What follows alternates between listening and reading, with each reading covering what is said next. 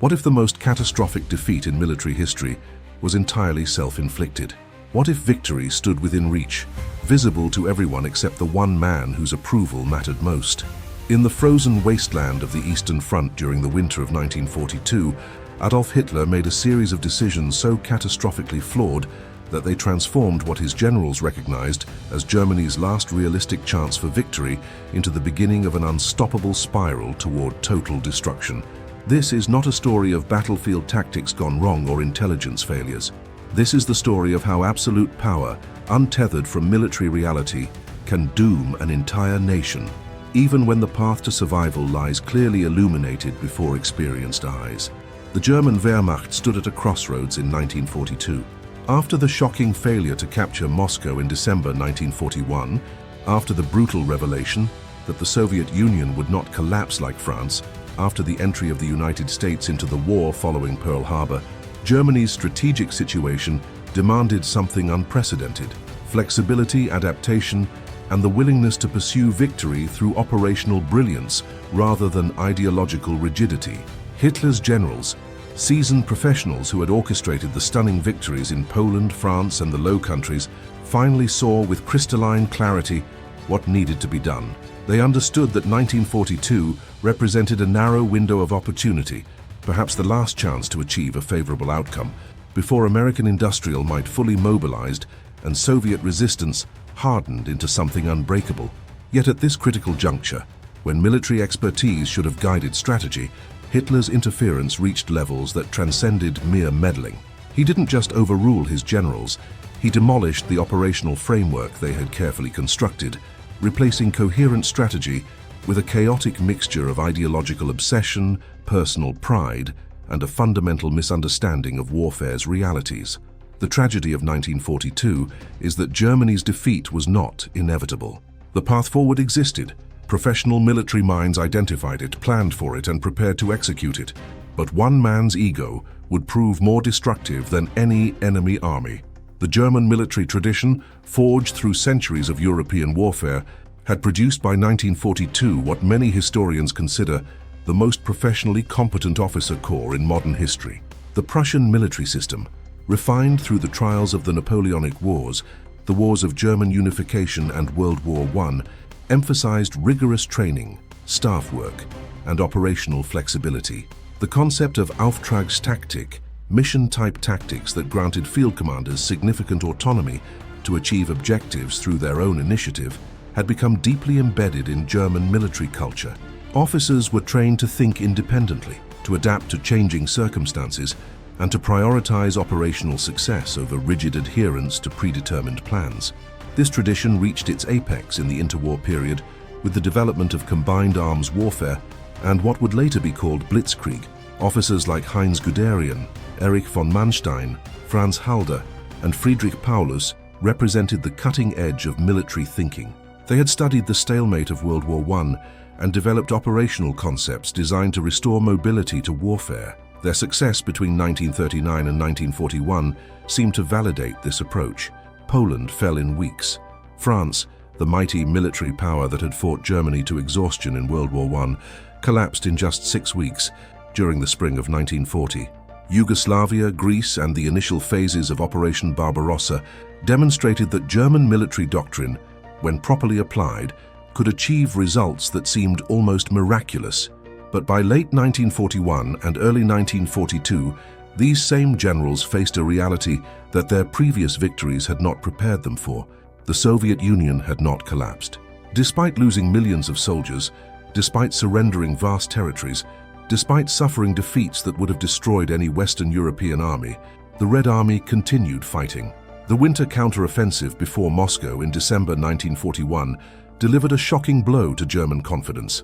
For the first time since 1939, German forces found themselves retreating, struggling to maintain cohesion in temperatures that plunged below -40 degrees, watching as Soviet forces demonstrated a capacity for regeneration that defied German intelligence estimates. The strategic situation Germany faced in early 1942 would have challenged any military leadership. In the West, Britain remained undefeated, and its bomber command had begun tentative raids on German cities. In the Atlantic, the U-boat war continued, But American entry into the conflict meant that the balance of naval power would inevitably shift against Germany.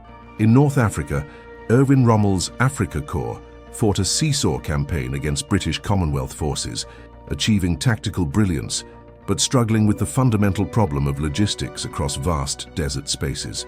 And in the East, the Soviet Union, despite catastrophic losses exceeding 4 million casualties in 1941 alone, showed no signs of seeking peace or accepting defeat. Hitler's relationship with his military leadership had always been complex. He had not served as a general in World War I. His highest rank was corporal, yet he harbored an unshakable belief in his own strategic genius, a conviction reinforced by Germany's stunning victories between 1939 and 1941. He attributed these successes primarily to his own political will and strategic vision, dismissing or minimizing the role of professional military planning. When generals expressed caution or recommended delays, Hitler viewed such counsel as defeatism or cowardice. His contempt for the traditional military aristocracy, many of whom he saw as representatives of the old order that had failed Germany in 1918, created a toxic dynamic where professional military advice increasingly met with suspicion and hostility. The winter crisis of 1941-42 crystallized this tension. When German forces before Moscow faced potential encirclement and annihilation, Hitler issued his famous "Stand Fast" order, forbidding retreats and demanding that troops hold their positions regardless of tactical circumstances. Some historians credit this order with preventing a complete collapse, arguing that it maintained unit cohesion when disciplined withdrawal might have degenerated into rout. But the order also established a dangerous precedent. Hitler, not operational commanders, would determine tactical responses to battlefield situations. Professional military judgment became subordinated to the will of a political leader who, despite his undeniable charisma and political acumen, lacked the technical expertise to make sound operational decisions under the complex conditions of modern warfare. As spring arrived in 1942 and German forces prepared for a new offensive, the stage was set for a confrontation between two worldviews: the professional military culture that valued adaptability, operational flexibility, and the subordination of ideology to tactical reality, versus Hitler's vision of warfare as an expression of will, where political objectives, racial ideology, and personal prestige overrode traditional military considerations. The generals saw clearly what needed to happen. They understood Germany's strategic situation with the clarity that comes from professional expertise and hard-won experience. They developed plans that, while risky, offered realistic paths to achieving Germany's objectives, or at least to securing a position from which a negotiated settlement might become possible. Hitler saw something entirely different. He saw a world where will triumphed over material, where ideological purity mattered more than operational coherence, where his intuition, which he believed had been validated by the victories of 1939-41, trumped the careful calculations of staff officers. This fundamental disconnect would transform 1942 from Germany's potential year of decision into the beginning of its inexorable descent toward total defeat. Understanding why Hitler's generals finally saw the path forward in 1942 requires examining how these military professionals were shaped by Germany's tumultuous 20th century experience. The officer corps that faced Hitler across planning tables in 1942 had been forged in the crucible of World War I, tempered by the chaos of the Weimar Republic, and refined through intensive study of modern warfare during the interwar period. Consider Franz Halder, who served as chief of the General Staff until September 1942. Born in 1884 into a Bavarian military family, Halder represented the traditional German officer class. He had served with distinction in World War I, witnessing firsthand the horror of static warfare on the Western Front. Like many of his generation, he emerged from that conflict determined to ensure that Germany would never again sacrifice hundreds of thousands of men in futile attacks against prepared defensive positions. The stalemate of 1914-18 became, for Halder and officers like him, a cautionary tale, a demonstration of what happened when operational flexibility gave way to attritional warfare. The Treaty of Versailles, which limited Germany's military to just 100,000 men, paradoxically created conditions for extraordinary professional development. Unable to maintain a large army, Germany focused on quality over quantity. The truncated Reichswehr became a force of leaders, with enlisted men trained to assume command positions and officers educated to think at levels far beyond their current rank. Hans von Seeckt, the Reichswehr's commander in the 1920s, created what was essentially a military graduate school disguised as an army. Officers studied English, French, and Russian. They analyzed military history, not just German campaigns, but the operations of Napoleon, the American Civil War, and the Russo-Japanese War. They wargamed endlessly, testing concepts and refining doctrine. This environment produced officers of exceptional capability. Erich von Manstein, whose operational vision would prove crucial in 1942, had developed the plan that defeated France in 1940, the famous drive through the Ardennes that split Allied forces and led to the Dunkirk evacuation. Friedrich Paulus, who would command the 6th Army at Stalingrad, had served as deputy chief of the General Staff and helped plan Operation Barbarossa. Heinz Guderian, the pioneering tank commander, had spent years developing the tactical and operational concepts that made blitzkrieg possible. These were not mere technicians or parade ground soldiers. They were intellectuals of warfare, men who approached military problems with creativity, rigor, and a willingness to challenge conventional thinking. Yet these same officers had also witnessed the failure of traditional military professionalism to prevent catastrophe. Many had watched helplessly as the Kaiser's Germany stumbled into World War I through a combination of diplomatic rigidity and military timetables that transformed a Balkan crisis into global conflagration.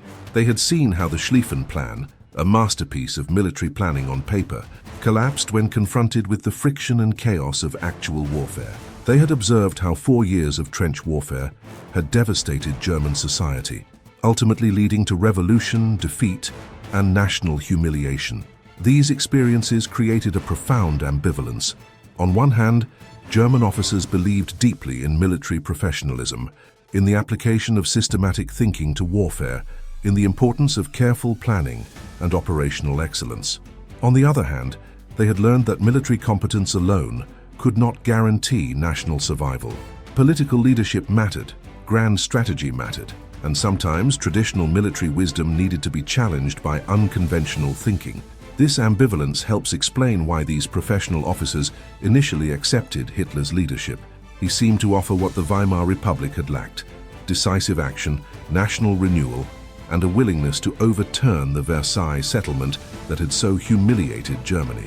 When Hitler began rearming Germany in defiance of international treaties, when he remilitarized the Rhineland in 1936, when he absorbed Austria and Czechoslovakia through a combination of diplomatic pressure and military threat, many German officers applauded.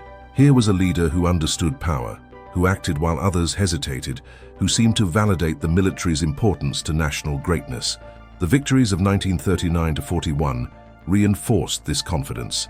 Poland's rapid defeat demonstrated that German military doctrine worked. France's collapse, achieved despite Germany fighting on multiple fronts and despite facing what appeared on paper to be superior Allied forces, seemed almost miraculous.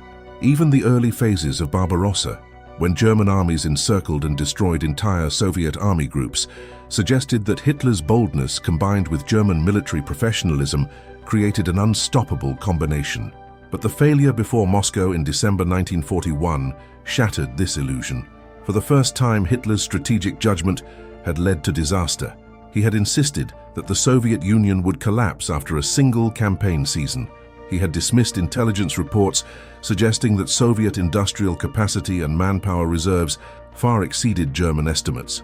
He had delayed the offensive's start through the Balkans campaign, costing precious weeks before the onset of winter. And when the offensive stalled before Moscow, he had forbidden the kind of tactical withdrawals that might have preserved German combat power for renewed offensives in 1942. The generals who planned the 1942 campaign thus operated in a climate of growing disillusionment.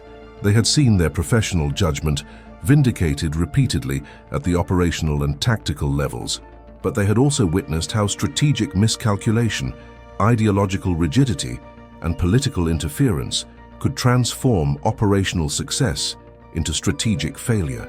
They understood, with increasing clarity, that Germany faced a two-front war against enemies with vastly superior resources.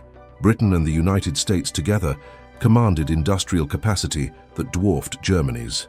The Soviet Union possessed seemingly inexhaustible manpower, and had already demonstrated the ability to regenerate forces faster than Germany could destroy them. This understanding drove the generals' strategic thinking in early 1942. They recognized that Germany could not win a long war of attrition. Time favored the Allies. Every month that passed saw American factories producing more aircraft, more tanks, more ships. Every month saw Soviet industry relocated beyond the Urals, increasing production. Germany's only chance lay in achieving a decisive result quickly, before the full weight of Allied power could be brought to bear. The generals developed a strategy premised on operational brilliance rather than strategic overreach. Instead of attempting to conquer all of the Soviet Union, a goal they now recognized as impossible given Germany's limited resources, they would aim for more modest but achievable objectives. The plan centered on the southern Soviet Union, targeting the Caucasus oil fields and seeking to sever Soviet communications with the Middle East. Success would deprive the Soviet Union of crucial petroleum resources while securing oil supplies that Germany desperately needed for mechanized warfare. It would also potentially create conditions for a negotiated settlement, demonstrating to Stalin that continued resistance would only bring further territorial losses. This strategy required concentration of force, careful sequencing of operations, and above all, the flexibility to adapt as circumstances changed. The generals understood that Soviet forces would resist fiercely, that supply lines would stretch dangerously thin, that winter would again impose brutal constraints on operations. Their planning reflected these realities. They proposed modest objectives, careful preparation, and the maintenance of operational reserves that could respond to unexpected developments. What they could not plan for was Hitler's interference. As spring turned to summer in 1942, as German forces began their offensive into southern Russia, the conflict between professional military judgment and Hitler's increasingly erratic strategic vision would escalate toward catastrophe. The personal dynamics between Hitler and his senior commanders further complicated matters. General Wilhelm Keitel, chief of the Armed Forces High Command, had essentially become Hitler's yes-man, rarely challenging the Führer's decisions and often serving merely to transmit orders rather than provide independent military counsel. Alfred Jodl, chief of operations, maintained somewhat more independence, but still deferred to Hitler on fundamental strategic questions. This left the burden of advocating for sound military strategy primarily on Halder and the operational commanders in the field. The relationship between Hitler and his field commanders varied significantly. Rommel, commanding in North Africa, enjoyed considerable favor due to his early successes and his flair for dramatic operations that generated positive publicity. Hitler granted Rommel operational freedom that he denied to commanders on the Eastern Front, though even this relationship would deteriorate as the African campaign's logistical impossibilities became undeniable. In contrast, commanders in the East found themselves subject to increasingly detailed interference, with Hitler sometimes making decisions about individual battalion deployments, decisions that should have been left to regimental or divisional commanders. This micromanagement reflected Hitler's growing conviction that he understood warfare better than his professionally trained officers. He had read extensively about military history, particularly about Frederick the Great and Napoleon, and believed he had extracted lessons that his generals had missed. He saw himself as a revolutionary military genius whose intuitive grasp of strategy transcended the plodding calculations of staff-trained officers. This self-perception, combined with his absolute political authority, created a situation where reasoned military analysis competed, usually unsuccessfully, with the whims of a dictator who interpreted any disagreement as evidence of defeatism or disloyalty. The institutional structure of the Nazi state exacerbated these problems. Unlike traditional military hierarchies with clear chains of command, Nazi Germany featured overlapping authorities, competing bureaucracies, and parallel command structures. The SS maintained its own military forces, the Waffen-SS, which reported through different channels than the Wehrmacht. Economic mobilization involved multiple agencies with conflicting priorities. Intelligence gathering was fragmented among military intelligence, the SS Security Service, and various party organizations. This organizational chaos meant that even when military leaders agreed on a course of action, implementing it required navigating a bureaucratic maze where political considerations often trumped military logic. The generals understood these institutional obstacles, but understanding did not equate to the ability to overcome them. They could see clearly what needed to be done militarily. Translating that vision into action required political skills and institutional leverage that most professional soldiers lacked. They had been trained to plan operations, command troops, and analyze battlefield situations, not to manipulate bureaucracies, manage political relationships, or navigate the treacherous waters of Nazi court politics. The central tragedy of 1942 lies in a fundamental contradiction. The very qualities that made Hitler an effective political leader made him a catastrophic military strategist. His willingness to take enormous risks, his refusal to accept conventional wisdom, his ability to inspire through sheer force of personality. These attributes had served him well in the political arena and even in the early years of the war. But in the summer of 1942, facing an enemy that would not break and a strategic situation that demanded careful calibration of means and ends, these same qualities became fatal flaws. The general's path forward rested on several key principles that directly challenged Hitler's worldview. First, they recognized the necessity of limited objectives. Germany simply lacked the resources to conquer the entire Soviet Union. The vastness of Russian space, the resilience of the Soviet system, and the regenerative capacity of the Red Army meant that attempting to occupy and pacify hundreds of millions of people across millions of square miles represented an impossible task. Instead, the generals proposed focusing on achievable goals that would nevertheless inflict serious strategic damage, capturing the Caucasus oil fields, cutting Soviet communications through the Volga River Valley, and creating defensive positions that could be held with modest forces, while reserves concentrated against potential Allied offensives elsewhere. This approach reflected classical military thinking about the relationship between political objectives and military means. As Clausewitz had written a century earlier, war is the continuation of politics by other means, and military operations must serve coherent political purposes within the constraints imposed by available resources. The generals understood that Germany needed either to defeat the Soviet Union decisively, which they now recognized as impossible, or to inflict sufficient damage that Stalin might consider a negotiated settlement. The Caucasus operation offered a path toward this second objective. Hitler rejected this framework entirely. For him, the war in the East was not merely a strategic contest, but an ideological crusade. The Soviet Union represented everything he despised: communism, Slavic peoples he considered racially inferior, and Jewish Bolshevism, which his twisted worldview saw as civilization's ultimate enemy. Military operations were not simply instruments of policy, but expressions of racial and ideological destiny. Capturing territory mattered less for its strategic value than for what it symbolized. Cities became prizes not because of their military significance, but because of their names, their historical resonance, or their propaganda value. This ideological fixation manifested most catastrophically in Hitler's obsession with Stalingrad. The city, named for the Soviet leader, held enormous symbolic importance but minimal strategic value. It was an industrial center, but the Soviet Union possessed many industrial centers. It sat on the Volga River, but controlling the Volga could be achieved through positions north or south of the city without the need for urban combat. Yet Hitler became fixated on Stalingrad's capture, not for military reasons but because of what it represented: a symbolic victory over Stalin himself, a demonstration of German will, and a propaganda triumph that would supposedly demoralize Soviet resistance. The generals tried to explain that urban combat would negate Germany's advantages in mobile warfare.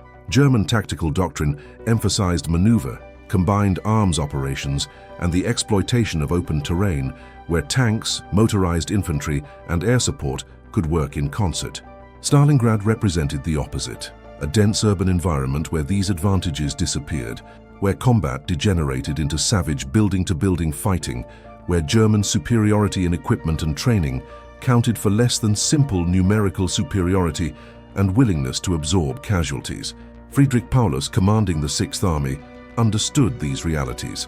As the summer offensive began, he recognized that advancing toward the Caucasus required protecting the northern flank along the Don and Volga rivers.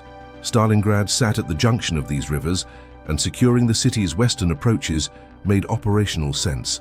But actually entering the city, committing substantial forces to street fighting, this transformed a reasonable operational objective into a strategic nightmare. Paulus recommended bypassing Stalingrad, establishing blocking positions to the north and south, and continuing the advance toward the Caucasus. This approach would have achieved the operational goal of protecting the northern flank while avoiding the trap of urban combat. Hitler rejected this recommendation. He wanted Stalingrad captured, occupied, and its name changed. The city must fall, regardless of the cost. This decision reflected another fundamental theme of 1942, Hitler's growing contempt for professional military advice. The stand-fast order during the winter crisis had convinced him that his generals were too cautious, too willing to retreat, too influenced by conventional military thinking. He believed that his intuition, his willpower, and his understanding of political psychological factors gave him insights that mere professional soldiers lacked. When generals presented carefully reasoned arguments about operational constraints, logistical limitations, or the need for flexibility, Hitler heard only defeatism and lack of fighting spirit. The relationship between Hitler and Halder, his chief of the general staff, deteriorated throughout the summer of 1942. Halder represented the epitome of traditional Prussian military professionalism, meticulous, detail-oriented, focused on logistics and realistic assessments of force ratios. He maintained detailed situation maps, calculated precisely how many divisions could be sustained at various points along extended supply lines, and continually warned that German forces were attempting too much with too little. Hitler found this approach infuriating. He accused Halder of pessimism, of undermining morale through constant warnings about difficulties and dangers. He questioned whether the general staff had lost its nerve, whether the old Prussian military elite lacked the revolutionary spirit necessary for the titanic struggle against Bolshevism. The confrontations between Hitler and Halder became increasingly acrimonious, with Hitler sometimes screaming at his chief military planner, dismissing careful analysis as cowardice or defeatism. This toxic dynamic revealed another crucial theme: the impossible position of professional military officers serving a totalitarian leader. In a democracy, military leaders can resign if they fundamentally disagree with civilian leadership. In Imperial Germany, officers had enjoyed considerable autonomy and could sometimes push back against political interference. But in Nazi Germany, resignation meant not just leaving military service, but potentially facing accusations of treason. Officers who expressed doubt about Hitler's decisions risked being labeled defeatists or worse. The line between professional military advice and political opposition had become dangerously blurred. Some generals attempted subtle resistance. They implemented Hitler's orders slowly, seeking to minimize damage through passive non-compliance. They presented information in ways designed to nudge Hitler toward better decisions without directly contradicting him. They sometimes simply failed to relay particularly catastrophic orders to frontline units, hoping situations would change before Hitler noticed. But these tactics had limited effectiveness. Hitler had his own sources of information, including liaison officers who reported directly to him. He had Nazi party officials embedded at various command levels who watched for signs of defeatism or disloyalty. And he had an uncanny ability to detect when subordinates were attempting to circumvent his authority.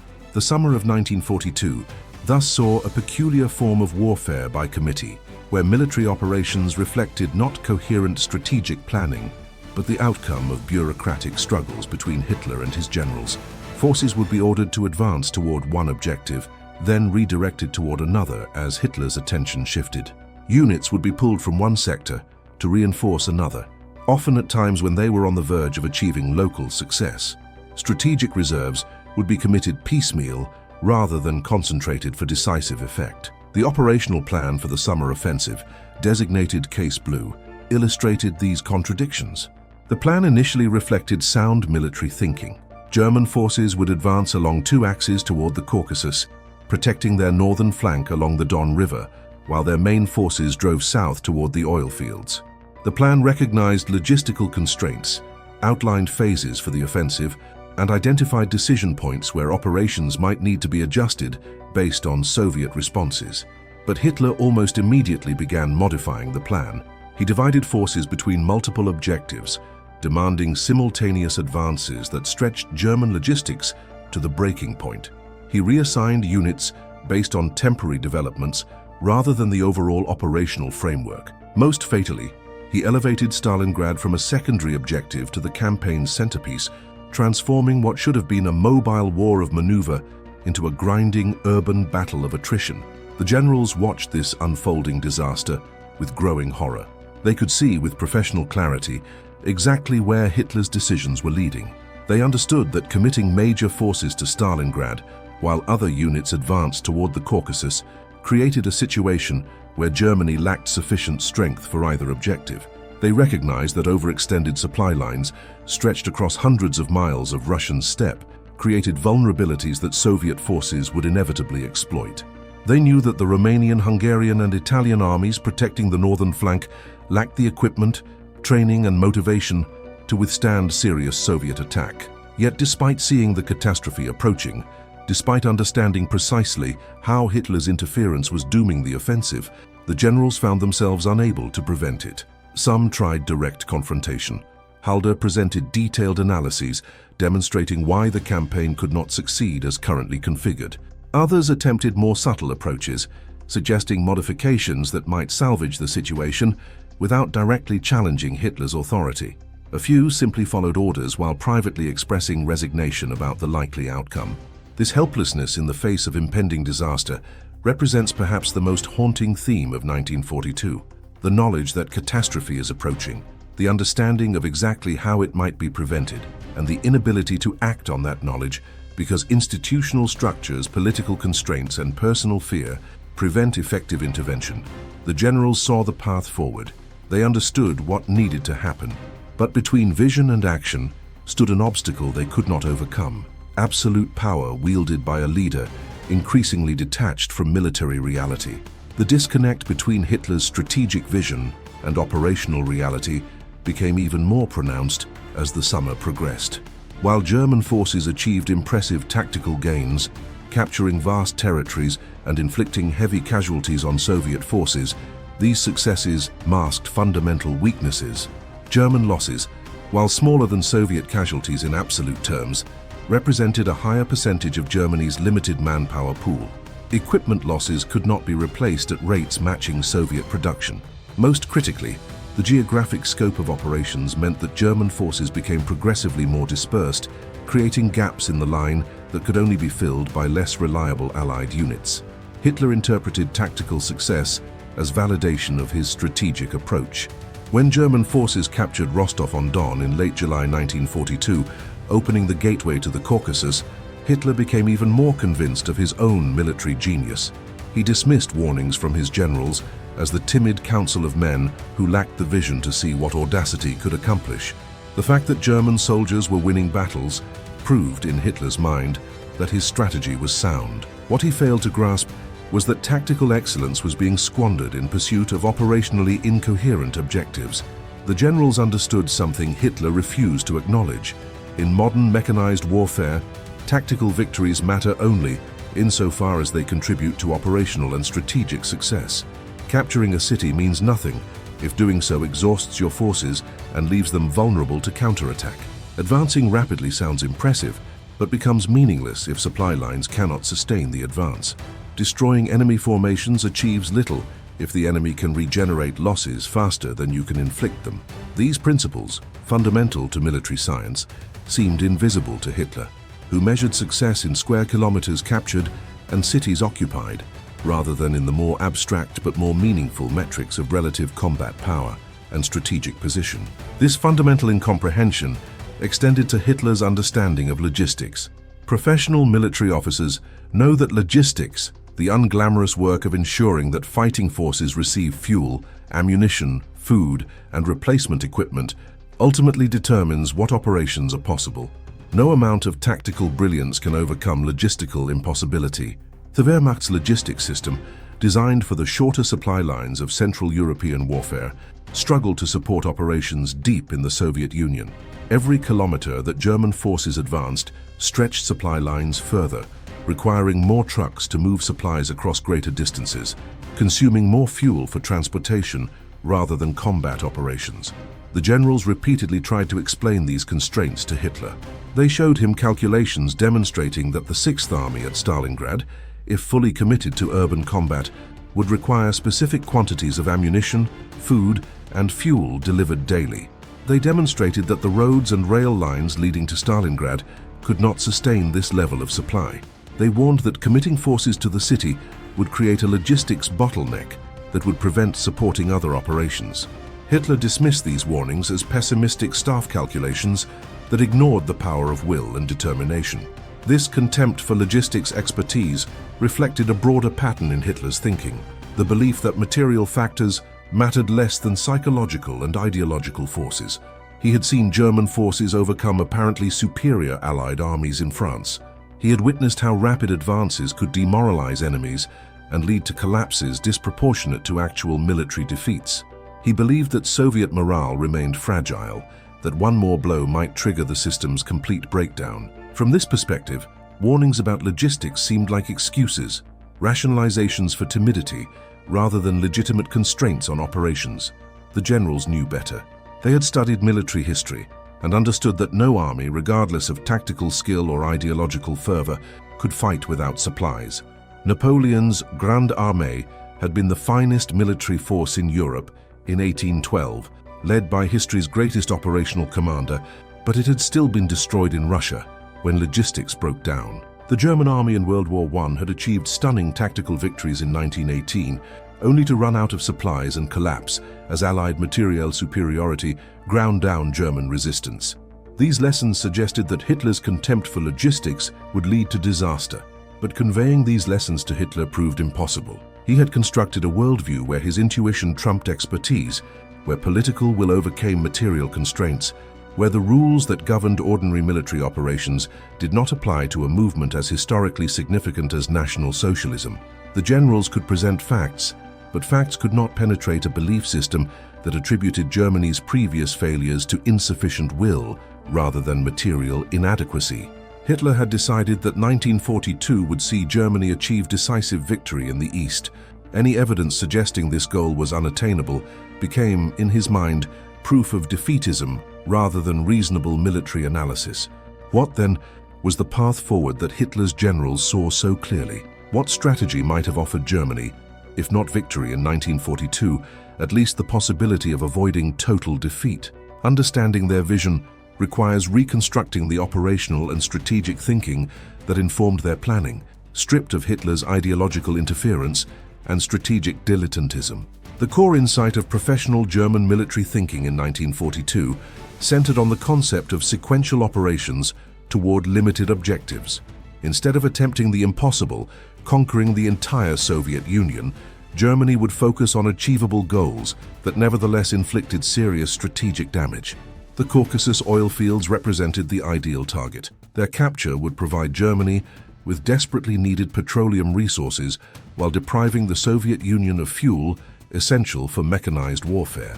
The operation's geographic focus in southern Russia meant that German supply lines, while still extended, would be somewhat shorter than those required for operations deeper into Soviet territory. The detailed operational plan developed by the General Staff reflected careful attention to logistics, force ratios, and the need for flexibility. The offensive would begin with a careful buildup of supplies, ammunition, and fuel in the southern sector. German forces would advance in phases, securing successive objectives before pushing deeper. The Don River would serve as a natural defensive barrier for the northern flank, with bridgeheads established at key crossing points, but without committing major forces to the river's eastern bank until the main thrust toward the Caucasus had achieved its objectives. Crucially, this plan recognized Stalingrad's role as purely operational rather than strategic. The city would be isolated, brought under artillery fire to interdict river traffic, but not assaulted directly. This approach would achieve the operational objective, securing the northern flank, without the enormous cost of urban combat. It reflected the principle that in warfare, the goal is not to capture terrain, but to destroy enemy forces and achieve strategic objectives as efficiently as possible. The generals also proposed maintaining substantial operational reserves. These reserves would serve multiple purposes: exploiting unexpected success, reinforcing units that encountered stronger resistance than anticipated, and responding to Soviet counterattacks. The absence of significant reserves had been a critical weakness in the 1941 campaign. When German forces before Moscow exhausted themselves without achieving breakthrough, they lacked fresh units to maintain momentum. The 1942 plan sought to avoid repeating this mistake. Equally important was the temporal dimension of the generals' planning. They recognized that Germany faced a race against time. American industrial mobilization was accelerating. Soviet production of tanks, artillery, and aircraft was increasing despite the loss of enormous territory. Every month that passed without decisive results favored the Allies. Therefore, the 1942 campaign needed to achieve its objectives before the onset of winter, ideally by late September or early October at the latest. This timeline constraint informed every aspect of planning, from logistics to the phasing of operations. The plan also incorporated realistic assessments of Germany's allies. Romanian, Hungarian, and Italian forces would play important roles in holding defensive sectors, but German planners understood these units' limitations. They lacked Germany's training and equipment. Their soldiers often had limited enthusiasm for fighting deep inside Russia for objectives that seemed distant from their national interests. The plan therefore positioned these Allied forces in secondary sectors, backed by German reserves positioned to intervene if these sectors came under serious attack. Perhaps most importantly, the general's strategy incorporated flexibility and the possibility of operational adjustment. War, as they well knew, never proceeds exactly according to plan. Soviet forces would resist, weather might not cooperate. Logistics might prove more challenging than anticipated. The plan therefore identified decision points where operations could be paused, adjusted, or even terminated if circumstances demanded. This flexibility represented classical military professionalism, the understanding that plans are tools for thinking about operations, not rigid scripts that must be followed regardless of changing conditions. Manstein, perhaps the Wehrmacht's most brilliant operational mind, advocated for an even more ambitious variation. He proposed what he called backhand blows, allowing Soviet forces to advance into carefully prepared traps, then launching counterattacks against their flanks and rear. This strategy would leverage Germany's remaining advantage in mobile warfare, while addressing the fundamental problem of Soviet numerical superiority. Instead of trying to destroy Soviet armies through direct assault, which required Germany to match Soviet numbers, the backhand strategy would use operational maneuver to create local advantages, encircling and destroying Soviet units before they could consolidate their positions. This approach required psychological courage from German leadership. It meant accepting temporary territorial losses, withdrawing from hard-won positions to lure Soviet forces forward, and trusting that German operational excellence could transform apparent defeat into victory. It also required political courage, as German propaganda had consistently emphasized holding every meter of conquered territory. Manstein argued that operational necessity must override political concerns, that temporary withdrawals that enabled the destruction of Soviet armies were strategically superior to holding positions at the cost of German combat power. Halder supported a different emphasis. He argued that Germany needed to transition to a defensive posture on most of the Eastern Front, concentrating available resources for limited offensive operations in sectors where success would yield maximum strategic benefit. This approach acknowledged the fundamental reality that Germany could not sustain offensive operations along the entire front given its limited resources. Better to defend economically with minimal forces in most sectors while concentrating for decisive action in one area than to spread forces evenly and achieve nothing anywhere. Both approaches, Manstein's mobile defense and Halder's defensive economy, reflected a common understanding. Germany could no longer pursue the kind of all-out offensive that had characterized 1941. The Soviet Union had proven too vast, too resilient, and too capable of regenerating losses. German strategy needed to become more sophisticated, focusing on achieving decisive effects through operational excellence rather than brute force. The generals also recognized the importance of coordinating operations across theaters. Success in Russia could not come at the cost of collapse elsewhere. Rommel's offensive in North Africa, the submarine war in the Atlantic, and the defense of Western Europe against potential Allied invasion all required resources. The generals argued for a rational allocation of forces based on strategic priorities, rather than Hitler's tendency to reinforce success everywhere simultaneously, which resulted in insufficient strength anywhere to achieve decisive results. Intelligence also factored into their thinking.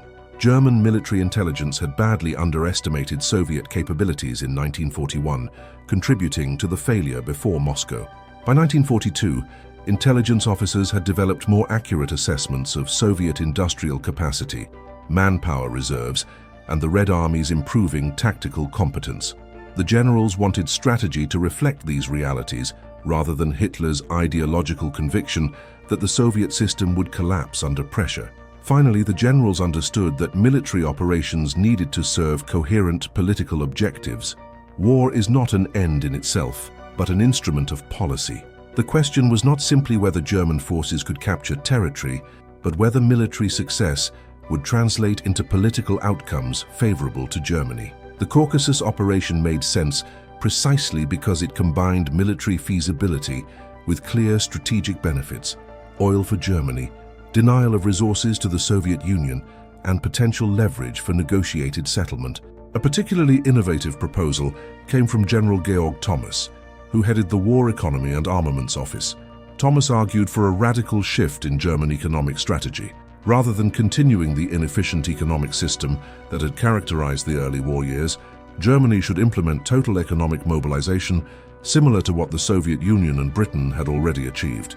This meant converting all available industrial capacity to war production, dramatically increasing female labor force participation, and ruthlessly prioritizing military production over civilian consumption. Thomas's analysis demonstrated that Germany was nowhere near maximum war production in 1942. Civilian industries still produced luxury goods. Millions of women remained outside the workforce despite labor shortages. German factories operated on single shifts when they could have run continuously. The allocation of resources remained chaotic, with competing agencies pursuing contradictory priorities. Thomas proposed creating a centralized economic command structure that would rationalize production, eliminate waste, and extract maximum military capability from Germany's industrial base. This economic mobilization would take time to implement, but could potentially double or triple German military production within 18 months. Combined with a more defensive military posture that conserved forces rather than squandering them in over-ambitious offensives, this approach might allow Germany to achieve a sustainable strategic position, not victory perhaps, but a situation where the Allies faced such high costs for conquering Germany that they might consider a negotiated settlement. Hitler rejected this proposal almost contemptuously. He refused to impose the kind of economic privations on German civilians that Britain and the Soviet Union had accepted. He feared that demanding sacrifices would undermine domestic morale and potentially trigger the kind of collapse that had occurred in 1918. He also resented the implication that Germany needed to emulate Allied economic methods, viewing such suggestions as defeatist and unworthy of a revolutionary movement. The generals recognized Thomas's proposal as perhaps Germany's last chance for achieving a sustainable strategic position. But like so many other sound strategic recommendations in 1942, it died in the face of Hitler's ideological rigidity and political fears. The pattern repeated endlessly. Professional military and economic experts identified solutions to Germany's strategic dilemmas, developed detailed plans for implementing these solutions, and then watched helplessly as Hitler rejected their recommendations in favor of strategies that satisfied his ideological predispositions but had no realistic chance of success. Another crucial element of the general's strategic vision involved improved coordination with Germany's remaining potential allies. Finland continued fighting the Soviet Union in the north, tying down Soviet forces that might otherwise reinforce the main front. Turkey remained neutral, but potentially could be drawn into the war on Germany's side if German successes created favorable conditions. Japan, while focused primarily on its war against the United States and China, theoretically could threaten Soviet positions in the Far East, forcing Stalin to maintain forces in Siberia rather than transferring them westward. The generals argued for a coordinated diplomatic and military strategy that would leverage these potential advantages. Small concessions to Finnish objectives might encourage more aggressive Finnish operations. Economic incentives might persuade Turkey to allow German forces transit rights or even to enter the war. Better coordination with Japan could potentially lead to simultaneous pressure on the Soviet Union from east and west. These diplomatic initiatives required minimal resources but could yield substantial strategic benefits by complicating Soviet strategic planning and forcing the dispersal of Red Army forces. Hitler showed little interest in this kind of coalition management. He viewed allies with contempt, considering them weak and unreliable. He resented having to consider their political objectives or accommodate their concerns. This attitude meant that Germany failed to extract maximum benefit from its alliances, leaving potential strategic advantages unexploited. The generals understood that Germany, facing enemies with overwhelming resource advantages, desperately needed to leverage every possible advantage through skillful diplomacy and coalition management. But their strategic vision required political sophistication that Hitler lacked and scorned. The comprehensive strategic vision that emerged from professional military planning in early 1942 thus encompassed multiple dimensions: operational concentration on achievable objectives, maintenance of reserves and flexibility, economic mobilization for sustained warfare, defensive economy on secondary fronts, improved coalition management, and most fundamentally, the alignment of military operations with realistic strategic objectives. This integrated approach represented Germany's best chance, perhaps its only chance, of achieving an outcome better than total defeat. Every element of this vision made strategic sense. Every recommendation flowed logically from professional military analysis and realistic assessment of Germany's situation. The generals understood what needed to happen. They had the expertise to plan and execute the necessary operations. What they lacked was the political authority to implement their vision in the face of Hitler's opposition. And so the path forward remained visible, but untaken, a roadmap to survival that Germany would never follow. The catastrophe that unfolded in the second half of 1942 raises profound questions about military professionalism, civil-military relations, and the nature of strategic leadership. Why were Germany's generals, despite their professional expertise and clear understanding of the situation, unable to prevent Hitler from torpedoing their plans? What does this failure reveal about the relationship between military expertise and political authority? And what lessons, if any, can be drawn from this tragic episode? One compelling interpretation focuses on the inherent tension between military professionalism and totalitarian governance. The Prussian-German military tradition had always maintained an uneasy relationship with civilian authority. In Imperial Germany, the General Staff had enjoyed considerable autonomy, sometimes pursuing policies at odds with civilian leadership. The Weimar Republic had struggled to assert civilian control over a military that viewed itself as above politics. When Hitler came to power, he initially courted military leadership, promising rearmament and national revival while allowing the military considerable operational autonomy. This arrangement worked reasonably well when Hitler's political objectives aligned with military capabilities. The remilitarization of the Rhineland, the annexation of Austria, and even the invasion of Poland represented calculated risks that German military power made feasible. But as Hitler's ambitions expanded beyond what military resources could sustain, the fundamental incompatibility between professional military judgment and totalitarian leadership became apparent. The generals faced an impossible dilemma. They had sworn personal oaths of loyalty to Hitler, not to Germany or the Constitution, but to the Führer himself. This oath, which Nazi propaganda emphasized relentlessly, created a powerful psychological constraint. Resignation in protest meant breaking this oath. More active resistance, attempting to remove Hitler from power, or simply refusing to implement his orders, meant treason, with all the consequences that implied not just for the individual officer, but for his family. Moreover, many generals retained a degree of faith in Hitler's leadership, even as they questioned specific decisions. He had, after all, achieved remarkable successes against the Council of Cautious military advisors. The remilitarization of the Rhineland had been accomplished despite generals' warnings about French military superiority. The defeat of France had been achieved through a plan that many senior officers initially opposed as too risky. This track record made it psychologically difficult to dismiss Hitler's judgment entirely, even when specific decisions seemed questionable. There was also the problem of alternatives. By 1942, Germany was committed to total war against enemies that would accept nothing less than unconditional surrender. Even if the generals had somehow removed Hitler from power, what then? Negotiate with Stalin, who had already suffered millions of casualties? Seek peace with Britain and America after Pearl Harbor had brought the United States fully into the war. The political situation offered no obvious exit strategies that wouldn't result in Germany's defeat and occupation. Some historians argue that the general's failure represents a broader indictment of military professionalism as inadequate without ethical grounding. The German officer corps prided itself on technical excellence, operational competence, and political neutrality. Officers saw themselves as servants of the state, implementing policy rather than making it. This self-conception created vulnerability to manipulation by political leaders who understood how to exploit military professionals' sense of duty while subverting their judgment.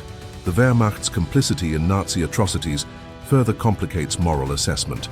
German military forces participated extensively in war crimes on the Eastern Front, from supporting Einsatzgruppen massacres to implementing policies that resulted in millions of Soviet prisoners of war dying from starvation and exposure. Many officers justified this complicity through a combination of ideological alignment with Nazi anti-communism and anti-Semitism, adherence to orders from political leadership, and the rationalization that military necessity justified extreme measures. This moral compromising of the officer corps undermined their ability to resist Hitler's strategic errors. Having accepted or participated in criminal policies, generals found it difficult to claim moral authority when challenging Hitler's military decisions. The descent into barbarism on the Eastern Front created a psychological dynamic where officers who had crossed so many ethical boundaries found it increasingly difficult to identify any principle important enough to warrant defying Hitler. Comparing the German generals' situation to their counterparts in other nations illuminates these dynamics. American military leaders like George Marshall maintained clear boundaries with civilian leadership. They offered professional military advice, implemented civilian decisions even when they disagreed, but retained the option of resignation if fundamental disagreements arose. The American constitutional system, with its clear separation of powers and civilian control of the military, provided a framework that channeled civil-military tensions toward productive outcomes. Soviet military leadership faced different constraints. Stalin's purges in the late 1930s had decimated the officer corps, executing or imprisoning many of the Red Army's most experienced commanders. The survivors understood that challenging Stalin's authority meant death. Yet paradoxically, the catastrophic failures of 1941, for which Stalin bore enormous responsibility through his refusal to heed intelligence warnings about German invasion, created space for professional military advice. By 1942, Stalin had learned to listen more carefully to competent commanders like Zhukov, granting them operational autonomy that Hitler denied his generals. British military-political relations demonstrated yet another model. Churchill, himself a former military officer and long-time defense official, maintained active involvement in strategic decision-making while generally respecting professional military expertise in operational matters. British generals like Alan Brooke, chief of the Imperial General Staff, engaged in fierce debates with Churchill, but within a framework that preserved both civilian control and military professionalism. The German situation represented the worst of all worlds, a totalitarian system that demanded absolute obedience, a leader whose early successes created overconfidence in his strategic judgment, and a military culture that prized political neutrality to the point of moral abdication. The generals possessed expertise, but lacked the institutional framework and moral authority to translate that expertise into effective strategy. The catastrophe at Stalingrad, which culminated in the destruction of the Sixth Army in February 1943, crystallized these failures. Paulus and his command found themselves trapped in the city by Soviet encirclement. Hitler ordered them to hold their positions, promising air supply that proved wholly inadequate. The generals understood that the Sixth Army faced annihilation without an immediate breakout attempt. Manstein proposed a relief operation combined with Sixth Army breaking out toward the relieving forces. Paulus himself recognized that staying in Stalingrad meant death or capture for his entire army. Yet Paulus obeyed Hitler's stand-fast order. Some historians view this as a failure of moral courage. Paulus should have disobeyed, saved his army, and accepted the consequences. Others argue that Paulus faced an impossible situation, where disobedience would have been futile, given Hitler's control over resources needed for any breakout attempt. The Sixth Army's destruction became a symbol of the larger tragedy. Professional military leadership subordinated to ideological fanaticism, expertise overruled by delusion, and the terrible price paid when these dynamics play out on the battlefield. The aftermath of Stalingrad saw some limited pushback against Hitler's strategic direction. Manstein achieved some success in early 1943 with mobile defensive operations that stabilized the southern front after the Stalingrad disaster. But Hitler's fundamental approach did not change. He continued to forbid tactical withdrawals, micromanage operations, and dismiss professional military advice as defeatism. The generals who remained in service either accepted this dynamic or engaged in increasingly futile attempts to mitigate its worst effects. The moral and strategic lessons of 1942 resonate beyond their immediate historical context. They illuminate the danger of military professionalism without ethical foundations, the catastrophic potential of leaders who conflate political will with military feasibility, and the institutional vulnerabilities that allow expertise to be subordinated to ideology. The German generals saw clearly the path that might have offered their nation a chance at survival. Their inability to follow that path, despite their expertise and understanding, represents not just a military failure, but a comprehensive collapse of the institutional and moral structures necessary for sound strategic decision-making. Understanding the general's failure also requires acknowledging the seductive nature of Hitler's worldview. His vision of warfare is primarily a contest of wills, where determination and ideological conviction could overcome material disadvantages, had appealing elements. It offered hope when sober analysis suggested Germany faced insurmountable obstacles. It provided psychological comfort by attributing setbacks to insufficient will rather than inadequate resources. It created a narrative framework where defeat became impossible if only leaders and soldiers maintained proper fighting spirit. This worldview was demonstrably false, as the events of 1942-45 would prove, but its psychological appeal helps explain why even professionally competent officers sometimes accepted Hitler's strategic vision despite its contradictions. The alternative, acknowledging that Germany faced enemies with overwhelming material superiority and that military skill alone could not bridge this gap, required confronting the possibility of national defeat. Many officers found it psychologically easier to hope that one more offensive, one more demonstration of German fighting prowess might achieve the breakthrough that would validate Hitler's strategic intuitions. The generals who saw most clearly the futility of Hitler's approach faced perhaps the most painful psychological burden. They understood that Germany was pursuing a strategy that could not succeed. They watched resources being squandered in operationally incoherent offensives. They saw opportunities for more sustainable strategies being rejected, and they bore the knowledge that their professional expertise, their years of study and experience, counted for nothing in the face of Hitler's ideological certainty.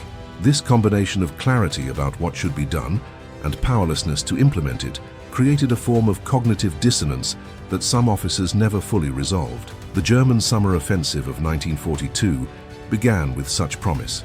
Fresh from surviving the winter crisis, equipped with new tanks and weapons, supported by Allied forces from Romania, Hungary and Italy, German armies rolled across the southern Russian steppe in June 1942 with the same confident elan that had characterized earlier victories.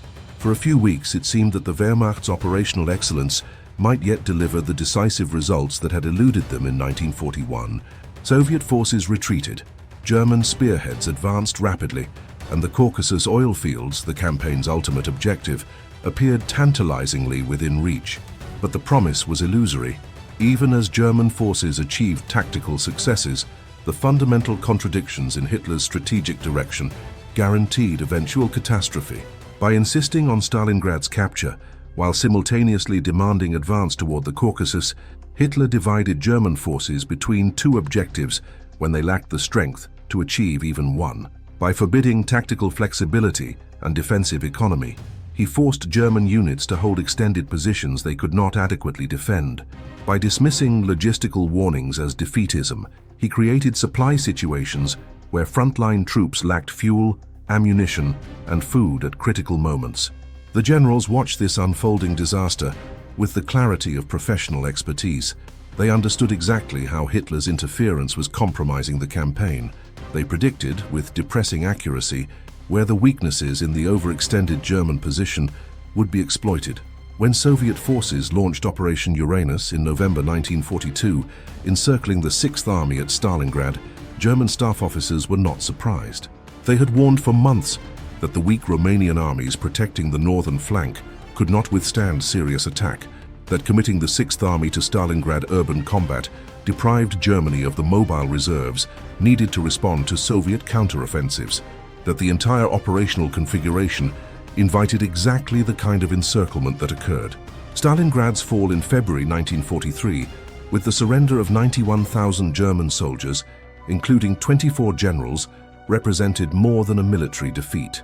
It symbolized the complete victory of ideological fanaticism over military professionalism, of Hitler's delusional certainty over the carefully considered judgment of experienced commanders.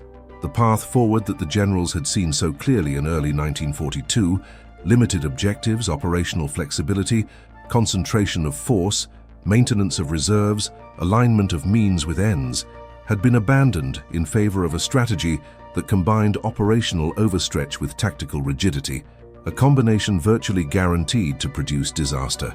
The tragedy extends beyond the immediate military consequences. Stalingrad consumed not just the Sixth Army, but also any remaining possibility of Germany achieving a favorable outcome in World War II. After Stalingrad, the strategic initiative passed permanently to the Allies. The Soviet Union, having demonstrated its ability to not merely resist, but to comprehensively defeat German offensives, would spend the next 2 years relentlessly driving westward. The United States and Britain, having secured North Africa and witnessed Germany's defeat in the east, would invade Italy and begin planning the Normandy invasion. Germany's position became hopeless, yet Hitler would fight on for another 28 months, refusing to consider surrender, demanding fanatical resistance and leading Germany to complete destruction. The generals who had seen the path forward in 1942 faced impossible choices in the years that followed. Some, like Halder, were dismissed for their continued expressions of doubt. Others, like Paulus, found themselves captured after Stalingrad's fall and spent years in Soviet prison camps. A few, like Manstein, continued serving while attempting to preserve what they could of German military power through skillful defensive operations. And some, most dramatically, participated in the July 1944 plot to assassinate Hitler, finally attempting through violence what they had been unable to achieve through professional counsel. The failure of that assassination attempt and the brutal reprisals that followed, hundreds of officers executed, military professionalism finally and completely subordinated to Nazi Party control, represents the ultimate endpoint of the dynamic that doomed Germany in 1942. A military tradition that prided itself on expertise and operational excellence proved unable to prevent catastrophe when that expertise was systematically ignored by political leadership. The institutional and moral framework that might have allowed professional military judgment to shape strategy had been eroded by years of compromise, ideological contamination, and the corrupting influence of early victories that seemed to validate Hitler's intuition. Today, the decisions of 1942 stand as a cautionary tale about the relationship between expertise and authority, about the dangers of ideological thinking in strategic affairs, about the consequences when institutional checks on power fail. Hitler torpedoed the only way to win, or at least to avoid total defeat, not because his generals failed to identify that path, but because the political and institutional structures of Nazi Germany made it impossible for professional military expertise to influence decisions when it contradicted the Führer's will. The generals saw clearly. They understood the strategic situation with the precision that comes from years of professional study and hard-won experience. They developed plans that, while offering no guarantees, represented Germany's best chance of achieving a tolerable outcome. They warned, they argued, they presented detailed analyses demonstrating why Hitler's approach courted disaster. But clarity of vision, depth of expertise, and professional competence proved insufficient against the toxic combination of totalitarian power structures, ideological fanaticism, and a leader who had come to believe his own mythology. In the end, the question is not whether the generals were right in their strategic assessment. History vindicated them comprehensively. The question is why being right mattered so little, why expertise proved so ineffective, and what conditions would be necessary for professional military judgment to actually influence strategy in ways that prevent catastrophe. The German generals of 1942 identified the path forward. Hitler's decision to torpedo that path doomed not just a military campaign, but an entire nation to years of continued suffering, culminating in total defeat. That this catastrophe was avoidable, that better alternatives existed and were clearly articulated by competent professionals, makes the tragedy not less but more profound. The path was visible, the expertise existed, the analysis was sound, but visibility without the power or institutional framework to follow that path makes foresight merely a form of helpless prophecy, accurate but ultimately meaningless in the face of decisions made by those who would not listen. The summer of 1942 stands as a monument to the terrible cost of ignoring expertise, of subordinating professional judgment to ideological certainty, and of allowing absolute power to override the accumulated wisdom of generations of military thought. The generals saw the way forward. History records what happened when that vision was rejected.